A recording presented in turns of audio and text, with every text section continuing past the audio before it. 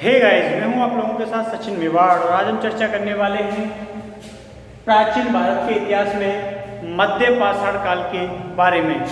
हमने इससे पहले के जो वीडियो थे उनमें हमने पाषाण काल के बारे में समझा था, पाषाण काल के समय काल के बारे में समझा था और ये जो वीडियो है इसमें हम मध्य पाषाण काल के बारे में समझेंगे, इसके समय काल के बारे में समझेंगे और यह भी समझेंगे कि इस काल में कौन कौन सी महत्वपूर्ण चीज़ें घटित हुई थी और ये जो काल है वो किन किन चीज़ों को लेकर प्रसिद्ध रहता है।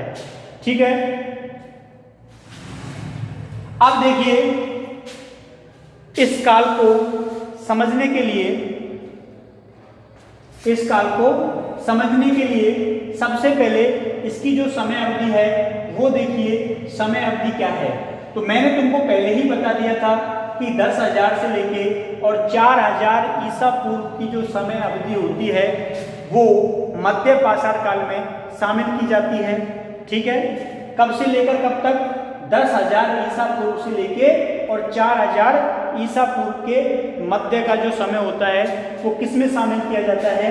तो वो मध्य पाषाण काल में शामिल किया जाता है। अब मैंने ईसा पूर्व वाली जो थ्योरी थी वो आपको बता दी थी कि ईसा मसीह से जन्म के जो पहले का जो समय है वो ईसा पूर्व होता है और ईसा मसीह के जन्म के जो बाद का होता है वो ईसवी होता है। इसको लेकर कोई कंफ्यूजन नहीं होगा ना? चलिए कोई बात नहीं। अब देखिए इस काल को और क्या किन नामों से जाना जाता है, कौन कौन से नामों से जाना जाता है? तो इसको अनुपाषाण काल भी बोलते हैं।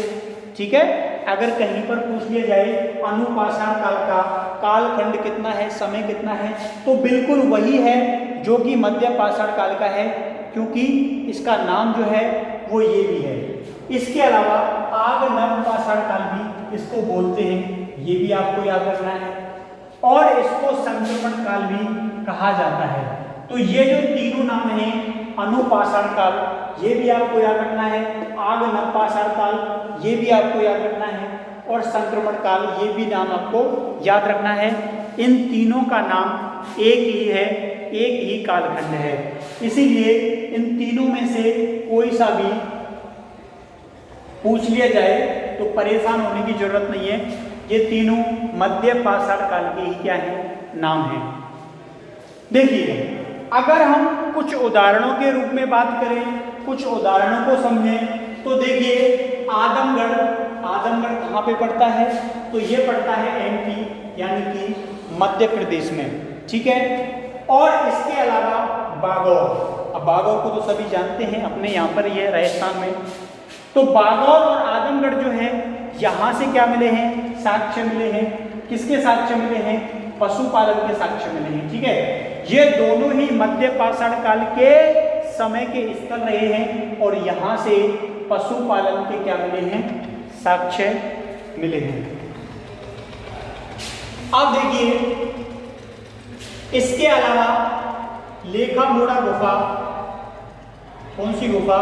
लेखामोड़ा जो गुफा है यहाँ से भी क्या मिला है? साक्ष्य प्राप्त हुए हैं। क्या प्राप्त हुए हैं? साक्ष्य प्राप्त हुए हैं। और ये जो लेखामोड़ा गुफा है ये कहाँ पे पड़ती है? तो ये ओडिशा में पड़ती है। ठीक है, कहाँ पे पड़ती है? ओडिशा में पड़ती है, जिसको बोलते हैं उड़ीसा। तो किस में पड़ती है? ओडिशा में पड़ती है। ठीक है, तो यहाँ पर साक्ष्य किस बात के मिले हैं? तो यहाँ पर जो साक्ष्य मिले हैं वो मध्य पाषाण काल से, कहाँ से? मध्य पाषाण काल से नवपाषाण काल के विकसित होने के साक्ष्य मिले हैं कि कैसे नवपाषाण काल से लेके और मध्य पाषाण काल के जो बीच का क्रम है वो यहाँ पर एक साक्ष्य के रूप में विकसित हुआ है।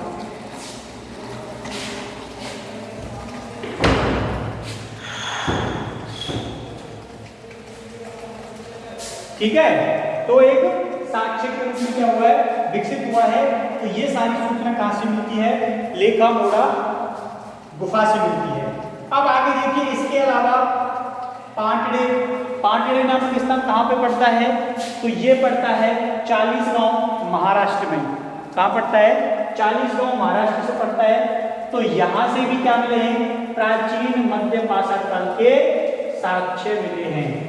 ठीक है, प्राचीन मध्य पाषाण काल के क्या मिले हैं? साक्ष्य मिले हैं।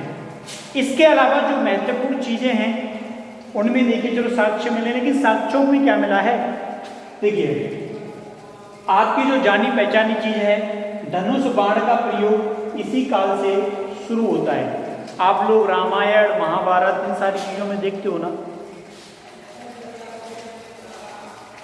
तो आपके जो धनुष बाण हैं वो इसी काल में किसमें आए थे? अस्तित्व में आए थे। ठीक है, तो पूछा जा सकता है कि धनुष बाण का प्रयोग किस काल से शुरू होता है? तो आपको याद रखना है मध्य पाषाण काल से धनुष बाण का प्रयोग शुरू होता है। इसके अलावा मानव अस्थि पंजर इसी काल में क्या होते हैं? विकसित होते हैं या मिलते हैं। अब इसका मतलब क्या हो गया साहब? इंसान पहले नहीं था क्या? था पहले भी, लेकिन जो साक्ष्य मिले हैं तो वो मध्य पाषाण काल के दौरान के जो मानव के अस्थि पंजर हैं वो क्या हुए हैं?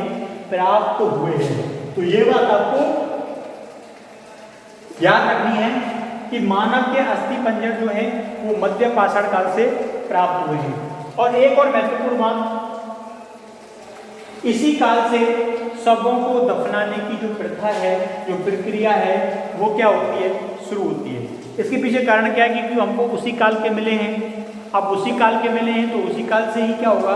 उन शवों को दफनाने की प्रक्रिया जो है वो शुरू होगी। ठीक है, इसके अलावा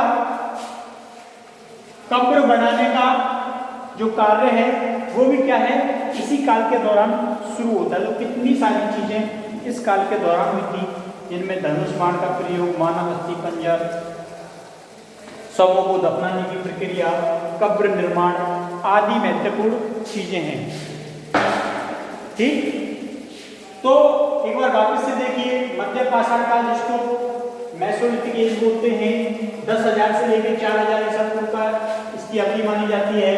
इसको अनुपाषाण काल, आगमन पाषाण काल, संक्रमण काल इन नामों से भी जाना जाता है। इसके अलावा आदमगढ़ एमपी और बागौर राजस्थान से पशुपालन के साक्ष्य यहाँ से क्या हुए हैं?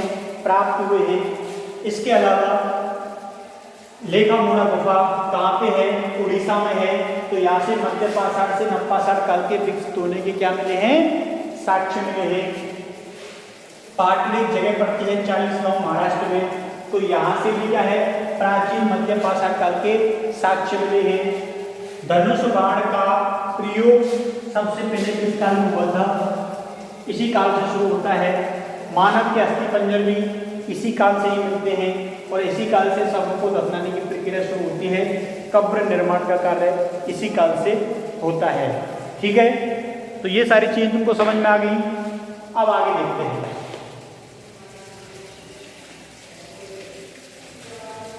अब आगे देखते हैं।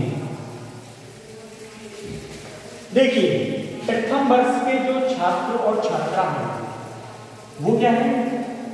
बिल्कुल अनभिज्ञ है। किस चीज से? एक तो सिलेबस को लेकर और दूसरा फैकल्टी को लेकर भी, यानी कि टीचर कौन है, क्या है, कैसा है, कहाँ से आया है। क्योंकि जब कॉलेज में आप लोग होते हो तो सबसे पहले फैकल्टी के बारे में आपके पास पूरी सूचना एकत्रित होती है कि ये कौन है। ठीक है, अब देखिए, इसी के लिए आपको क्या करना है?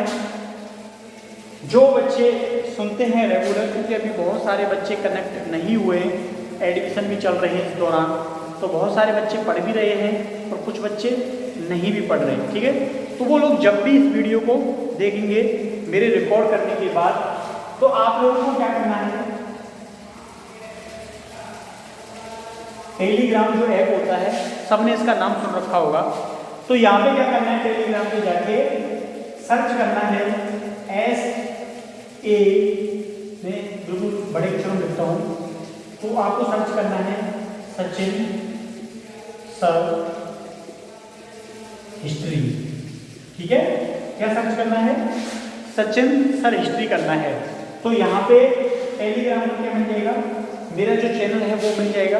उसके पीछे मकसद क्या है? क्योंकि बहुत सारी जो चीज़ें होती हैं, जैसे कि PDF हुई, या फिर कुछ आपको मुझे देना होगा तो मैं कैसे दूंगा, वीडियो के माध्यम से दे नहीं सकता। तो वो सारी चीज़ें यहाँ पर क्या करेंगे, हम सेंड करके करेंगे। एक महत्वपूर्ण बात। दूसरी महत्वपूर्ण बात ये होती है कि यहाँ पर आपका जो मोबाइल नंबर होता है वो सुरक्षित होता है, उसको कोई दूसरा नहीं ले सकता, वो दिखता ही नहीं है। केवल आपका क्या दिखेगा, आपका केवल नेम वहाँ पर शो होगा। ठीक है, तो ये दूसरी महत्वपूर्ण सुरक्षा होती है टेलीग्राम की। आपको आपका जो नंबर है वो सुरक्षित रहेगा, वो ज़्यादा महत्वपूर्ण है। किसी का भी नंबर जो है वो किसी के पास ना जा पाए। वो व्हाट्सएप पर भी ग्रुप बन जाते हैं, लेकिन मैं नहीं चाहता कि वहाँ से जो मोबाइल नंबर है वो किसी के पास जाए या किसी का किसी और के पास जाए, इसीलिए टेलीग्राम बहुत बेहतर है। ठीक है, तो यहाँ पर आप उस ग्रुप में शामिल होंगे तो फिर वो आप लोग जैसे भी कोई क्वेश्चन होगा तो मुझसे सीधे पूछ सकते हो, सीधे जुड़ सकते हो, क्योंकि स्वाभाविक है कन्फ्यूजन विद्यार्थी के मन में पैदा जरूर होते हैं। जब क्लास होती है तब तो ढेर सारे क्वेश्चन पूछ लिए जाते हैं, लेकिन वीडियो जो है, ऑनलाइन माध्यम जो है, इसके माध्यम से कैसे पूछें, तो इसीलिए मैंने ये समाधान है। यहाँ पर आपको तीनों जो क्लास हैं, यानी कि सेकेंड ईयर है, उसके अलावा फाइनल है और आपकी जो प्रथम वर्ष है, इन तीनों के स्टूडेंट आपको यहाँ पर मिल जाएंगे। तो आप लोग सीधे मुझसे क्वेश्चन पूछ सकते हो और यहाँ पर आपकी जो समस्या होगी उसका मेरे द्वारा समाधान कर दिया जाएगा। इसके अलावा मैं जो भी हिस्ट्री का जो मटेरियल है आप लोगों को उपलब्ध कराऊंगा तो वो भी आपको यहाँ पर मिल जाएगा। ठीक है, समझ आया? ये तुम्हारी चॉइस है, करना चाहो तो ठीक, नहीं तो भी ठीक। तो आप लोग सर्च कर सकते हो सचिन सर हिस्ट्री, आपको हिस्ट्री का लोगो वहाँ पे दिख जाएगा। अब आगे देखिए,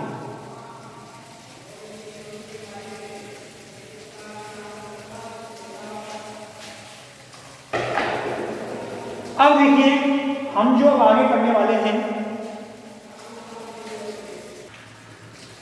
देखिए इसमें अब देखिए हम जो पढ़ने वाले हैं बागौर। मैंने तुमको बताया था बागौर मध्य पाषाण कालीन युग का एक प्रमुख स्थल है, इसलिए बागौर के बारे में हम कुछ अलग से जानेंगे क्योंकि काफी प्रसिद्ध स्थल रहा है।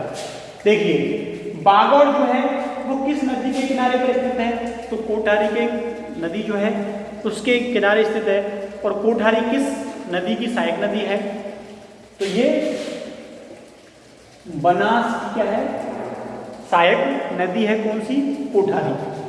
अब देखिए अगला जो वर्ड है वो है महासती। अब ये महासती है क्या? अब आप लोग सोच रहे होंगे जो सती हो जाती है महिलाएं वो महासती होती होंगी, शायद गलत। महासती का अर्थ होता है जो यहां से टीले प्राप्त हुए हैं, जो यहां से टीले प्राप्त हुए हैं। ठीक है, जो यहां से क्या है टीले प्राप्त हुए हैं तो वो क्या कहलाते हैं, महासती के नाम से जाने जाते हैं। अब अगर बात करें हम उत्खनन की, किसकी बात करें, उत्खनन की बात करें, तो इसका जो उत्खनन है वो बीएन मिश्र के द्वारा किया जाता है। कब किया जाता है? 1971 में किया जाता है। 1971 में क्या है, बागौर का उत्खनन किया जाता है। ठीक है, बागौर कोठारी नदी के किनारे स्थित है, बनास की सहायक नदी है। महासती का अर्थ होता है जो यहाँ से टीले प्राप्त हुए हैं उनको महासती बोला जाता है। और उत्खनन बीएन मिश्र के द्वारा किया जाता है 1971 में। दूसरी महत्वपूर्ण बात, बागौर भारत का सबसे बड़ा मध्य पाषाणकालीन क्या है, स्थल है। याद रखना है, बागौर भारत का सबसे बड़ा मध्य पाषाणकालीन क्या है, स्थल है। इसके अलावा यहाँ से पशुपालन के प्राचीनतम क्या प्राप्त हुए हैं, साक्ष्य प्राप्त हुए हैं। किसके? पशुपालन के। ठीक है, पशुपालन के यहाँ से साक्ष्य प्राप्त हुए हैं। इसका मतलब यह है कि यहाँ पर पहले क्या है, पशुपालन किया जाता होगा, तभी तो वहाँ से पशुपालन के साक्ष्य मिले हैं। यहाँ से 4 क्या प्राप्त हुए हैं, मानव कंकाल प्राप्त हुए हैं। क्या प्राप्त हुए हैं? मानव कंकाल प्राप्त हुए हैं। ठीक है, तो मानव और कंकाल यहाँ से मिले हैं, तो इसका अर्थ यह है कि उनको जो दफनाने की प्रक्रिया जो है वो इसी समय, इसी काल में शुरू हुई होगी। तो मानव कंकाल के साक्ष्य मिले हैं। कितने मानव कंकाल मिले हैं? 4 मानव कंकाल मिले हैं। लेकिन यहां पर तुमको एक बात याद रखनी है। क्या याद रखनी है? कि एक जो मानव कंकाल यहां से प्राप्त हुआ है, उस मानव कंकाल के गले में क्या प्राप्त हुए हैं? एक माला मिली है। क्या मिली है? एक माला मिली है। ठीक है, एक माला मिली है और इस माला में क्या है? 36 क्या है? गुलियां हैं। अब आप लोगों के मन में विचार आ रहा होगा कि ये गुलियां क्या होती है। देखिए, जब भी माला का निर्माण किया जाता है, आजकल तो फूलों की बनती है, ठीक है, नोटों की भी माला बन जाती है, मोतियों की भी बन जाती है, लेकिन उस समय ये सारी चीजें जो हैं वो आम लोगों के पास उपलब्ध नहीं थी। ठीक है, तो इनमें क्या करते थे? इनमें ये लोग या तो पत्थर की या फिर हड्डियों की गुलियां बना के डाल दिया करते थे। तो कितनी गुलियां थी इसमें? ऐसी 36 गुलियां जो थी इसमें लगी हुई थी, जो कि इसके मरने के बाद क्या हुई थी? प्राप्त हुई थी। किस काल की थी? मध्यकाल की थी। ठीक है, तो ऐसी पत्थर या ये हड्डियों की क्या बनी हुई थी? गुलियां बनी हुई थी। ठीक है, तो इसके नीचे भले ही तुम लोग जोड़ लेना ताकि बाद में ना बोलो ये अक्सर पत्थर एवं हड्डियों की बनी होती थी। ठीक है, तो गुलियों के बारे में पीछे अलग से क्वेश्चन में नहीं लेना है। ये अक्सर पत्थर एवं हड्डियों की बनी होती थी। अगर आप लोग सोचो फूलों की होती तो वो क्या मिलती इतने साल के बाद? वो तो गलगला के खत्म हो जाती। लेकिन ये पत्थर और हड्डियों की मिली हुई थी, इसलिए इतने सालों के बाद भी इनको प्राप्त किया जा सका। ठीक है, तो ये बहुत अच्छा चित्र बनाए। इससे अच्छा तुम लोग बना लोगे ना, जिन्होंने ड्राइंग यूज कर दी। अब तुम लोगों को नहीं बना देना है, कॉपी में छाप दोगे। तो यहां से क्या है? भाला मिला है। क्या मिला है? भाला। भाला तो आप लोग सभी जानते हो, युद्ध के समय इस्तेमाल होता है। इसके अलावा बाण प्राप्त हुए हैं, होता है तीर वाला बाण। इसके अलावा तांबे की क्या मिली है? छड़ भी प्राप्त हुई है। कौन कौन सी चीजें प्राप्त हुई है? भाला प्राप्त हुआ है, बाण प्राप्त हुआ है और तांबे की छड़ प्राप्त हुई है। यहां से कसाई खाने का भी क्या मिला है? साक्ष्य मिला है कि उस जमाने में भी कसाई खाना होता था, जिसके अंदर पशुओं को मारा जाता होगा। तो किसके साक्ष्य मिले हैं? यहां से कसाई खाने के साक्ष्य प्राप्त हुए हैं। तो ये सब कुछ था, एक बार वापस से बता देते हैं। कोठारी नदी बनास के किनारे महासती, जो यहाँ से टीले मिले हैं, उत्खनन बीएन मिस्त्री के द्वारा 1971 में किया जाता है। बागोर भारत का सबसे बड़ा मध्य पाषाणकालीन स्थल है। पूछा जा सकता है कौन सा स्थल मध्य पाषाणकालीन का सबसे बड़ा है। यहाँ से पशुपालन के क्या मिलते हैं? साक्ष्य प्राप्त होते हैं। यहाँ से 4 मानव कंकाल प्राप्त हुए हैं, जिनमें से एक मानव कंकाल पर क्या है? 36 गुलियों की क्या है? माला है। इसके अलावा 4 में से एक जो मानव कंकाल है वो महिला का है, और एक जो मानव कंकाल है वो 17 से लेकर 18-19 साल के बच्चे का है। ठीक है, ये भी याद रखना है दिमाग में, बस कॉपी में जब नोट नहीं करना। यहाँ से बाला बाण तांबे आदि की छड़ मिली है और एक कसाई खाने का भी क्या मिला है? साक्ष्य मिला है। ठीक है, अब आगे देखते हैं क्या होता है।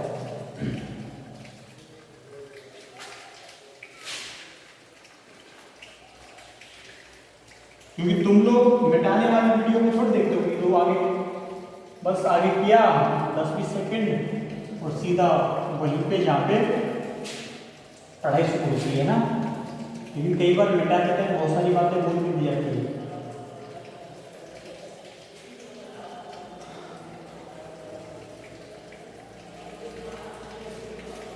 अब देखिए आगे, देखिए अब जो है हम एक और महत्वपूर्ण स्थल भीमबेटका के बारे में चर्चा करेंगे। ठीक है, भीमबेटका के बारे में जानेंगे कि आखिर जैसा कि बागोर से कुछ चीज़ों की प्राप्ति हुई थी, क्या ऐसे ही भीमबेटका से भी कुछ जानने को मिला, कुछ समझने को मिला। तो जानिए भीमबेटका के बारे में। देखिए सबसे पहले अगर हम बात करें भीमबेटका के बारे में तो ये है स्थित कहाँ पे, तो ये रायसेन में है। कहाँ पर है, तो ये कहाँ पे स्थित है, रायसेन में है। और रायसेन कहाँ पड़ता है, तो ये पड़ता है एमपी में। ठीक है, मध्य प्रदेश में ये स्थित है। अब देखिए भीमबेटका एक प्रमुख और महत्वपूर्ण जो है वो मध्य पाषाणकालीन स्थल है। इसके पीछे क्या वजह है कि इसको एक महत्वपूर्ण स्थल के रूप में जाना जाता है। सबसे पहले अगर हम बात करें खोज के बारे में, ठीक है, इसकी खोज जो है वो कब की गई थी, 1957 में जो है इसकी खोज की जाती है। और किसके द्वारा की जाती है, विष्णुधर के द्वारा की जाती है। ठीक है, किसके द्वारा की जाती है, विष्णुधर के द्वारा इसकी खोज की जाती है। और इनका जो पूरा नाम था वो था बाकड़कर।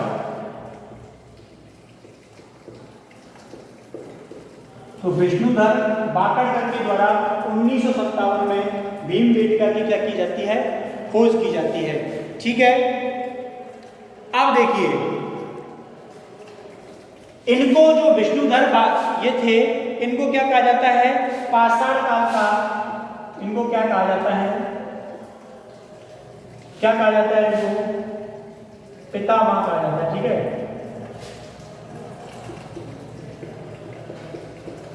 पाषाण काल का पितामह कहा जाता है।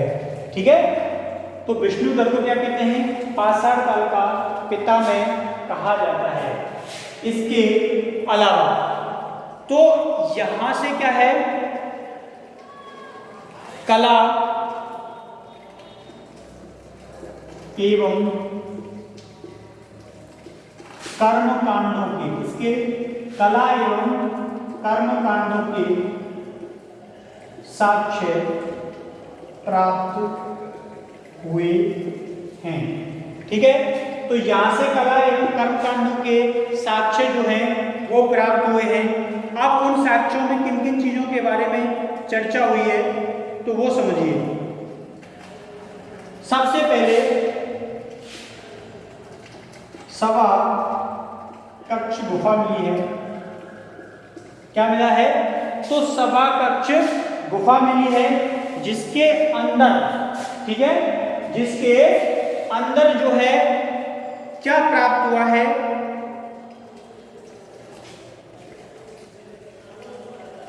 ये का मतलब कला एवं कर्मकांडों के साक्ष्य मिले हैं सवा कक्ष गुहा में। ठीक है, इसके बाद इसमें क्या है, 25 मीटर जो है लंबी क्या है, सुरंग है। क्या है इसमें, 25 मीटर लंबी सुरंग है इसमें सवा कक्ष गुफा के अंदर। इसके बाद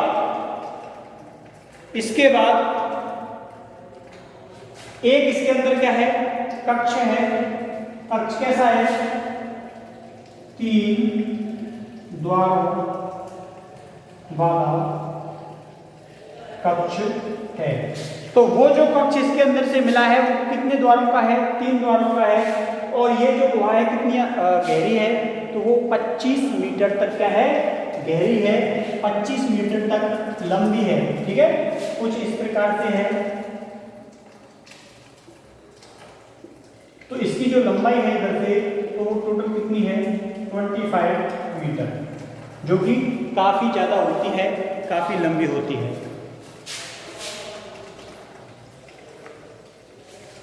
तो 3 द्वारों का क्या मिला है, कक्ष मिला है। ठीक है,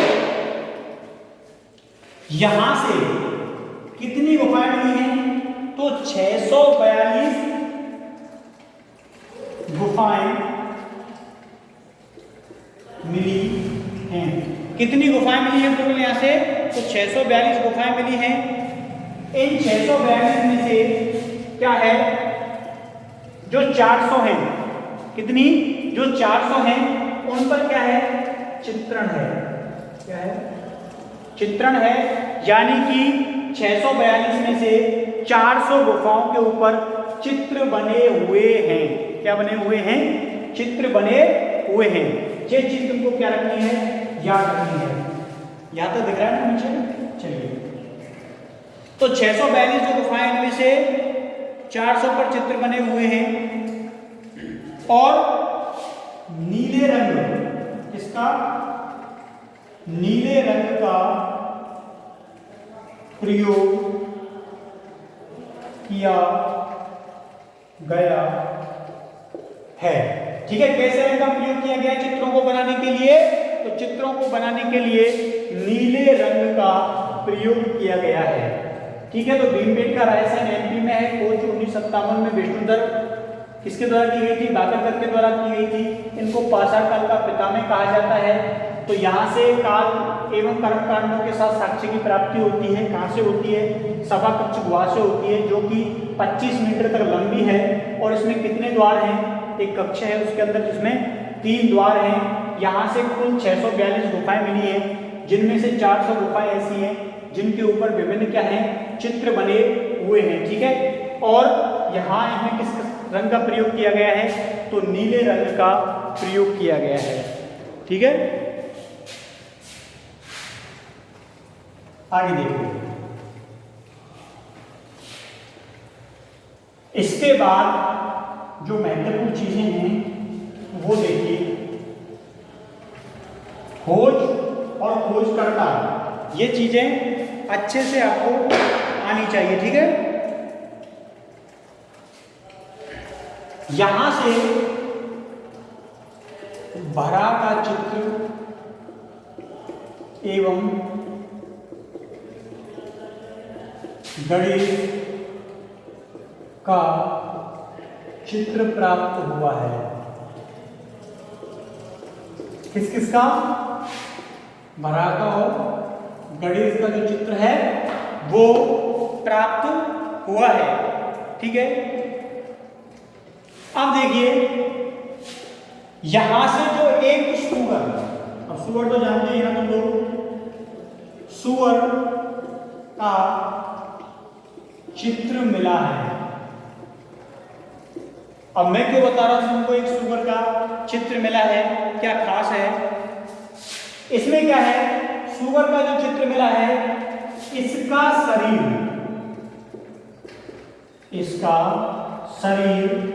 तो सुअर का है। इसका शरीर तो किसका है? सुअर का है। ठीक है, और इसका जो मुख है, अब मुख में तो बहुत सारी चीजें आती हैं। ठीक है, जैसे कि नाक है वो अलग है। नाक इसकी है, गेड़ा की है। इसकी है नाक, गेड़ा की। नाक किसकी है? नाक जो है वो किसकी है? गेड़ा की है। सींग जो है, सींग जो है वो किसके बने हुए हैं? वो भैंसे के बने हुए हैं। किसके बने हुए हैं? भैंसे के बने हुए हैं। और जो होंठ हैं वो किसके हैं? वो हाथी के हैं। ठीक है, जो होंठ हैं वो किसके बने हुए हैं? हाथी के बने हुए हैं। अब तुम लोगों ने हाथी के होंठ देखे? ठीक है, तो हाथी के होंठ हैं। अब ऐसा मानते हैं कि किसका चित्र लगता है हम लोगों को? गणेश जी का चित्र लगता है। ठीक है, इसको गणेश जी का चित्र माना जाता है। ठीक है, तो यहां से जो सुअर का चित्र मिला है, इसका शरीर तो किसका बना हुआ है? सुअर का बना हुआ है।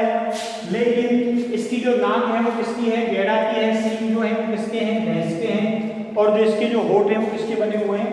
हाथी के बने हुए हैं। तो इसको किसका चित्र माना जाता है? तो इसको किसका चित्र माना जाता है? गणेश जी का चित्र माना जाता है। इसके अलावा यहां से और क्या मिला है? महिलाओं को चक्की चलाते हुए दिखाया गया है। जो चित्र बने हुए उनकी बात कर रहा हूं मैं। महिलाओं को चक्की चलाते हुए दिखाया गया है। ठीक है, तो महिलाओं को चक्की चलाते हुए क्या है? दिखाया गया है। महत्वपूर्ण बात है, नोट डाउन कर लेना। इसके अलावा अंत्येष्टि, यहां तक दिख रहा है नीचे तक, चलिए यहां ध्यान देते हैं। अंत्येष्टि क्या बोलते हैं? अंतिम संस्कार। ठीक है, अंतिम संस्कार करते हैं वो अंत्येष्टि होती है।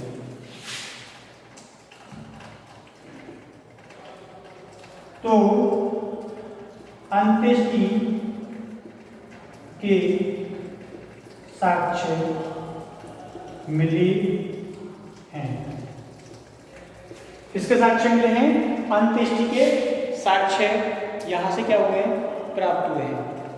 ठीक है, तो ये था भीमबेटका के बारे में उसका छोटा सा परिचय। इसके बाद जो है हम कल नेक्स्ट वीडियो में आगे का पढ़ेंगे। नोट डाउन करते रहिए, अपनी copy time to time update रखिए, बनाते रहिए ताकि काम का प्रेशर आप पर भी ना हो।